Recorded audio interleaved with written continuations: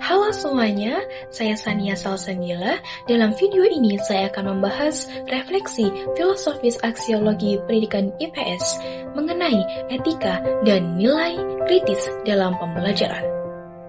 Topik ini menyoroti bagaimana pendidikan IPS dapat menanamkan nilai-nilai etis dan kesadaran kritis tanpa jatuh pada indoktrinasi serta tanggung jawab moralnya di era disrupsi informasi sekarang.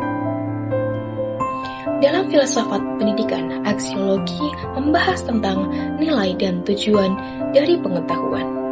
Pendidikan IPS pada hakikatnya bukan sekedar mengajarkan fakta-fakta sosial, tetapi membentuk manusia yang berpikir etis, adil, dan kritis terhadap realitas sosial.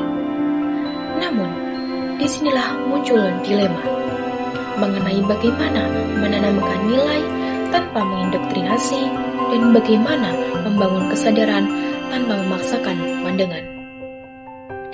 Kuncinya terletak pada pendekatan dialogis dan reflektif. Guru IPS tidak berperan sebagai penyampai kebenaran mutlak, tetapi sebagai fasilitator kesadaran moral. Misalnya, ketika guru membahas mengenai isu keadilan sosial, ia tidak hanya memberi definisi, tapi mengajak siswa untuk bertanya, adilkah sistem yang ada di sekitar kita? Dan bagaimana peran kita dalam menciptakan perubahan? Dengan begitu, nilai-nilai seperti hak asasi manusia, keadilan sosial, dan kepedulian lingkungan tidak dihafalkan, melainkan dihayati melalui refleksi dan tindakan. Di era disrupsi informasi, tantangan ini semakin besar, di mana media sosial dipenuhi adanya banjir opini dan hoaks yang seringkali menggiring kesadaran tanpa dasar etis.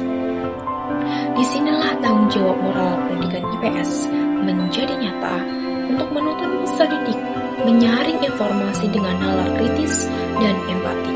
Aksiologi pendidikan menegaskan bahwa pengetahuan tanpa nilai dapat berujung pada kekosongan moral. Maka, tugas pendidikan IPS adalah mengintegrasikan pengetahuan, etika, dan kesadaran sosial agar peserta didik tidak hanya tahu, tetapi juga peduli dan bertindak dengan bertanggung jawab. Terima kasih.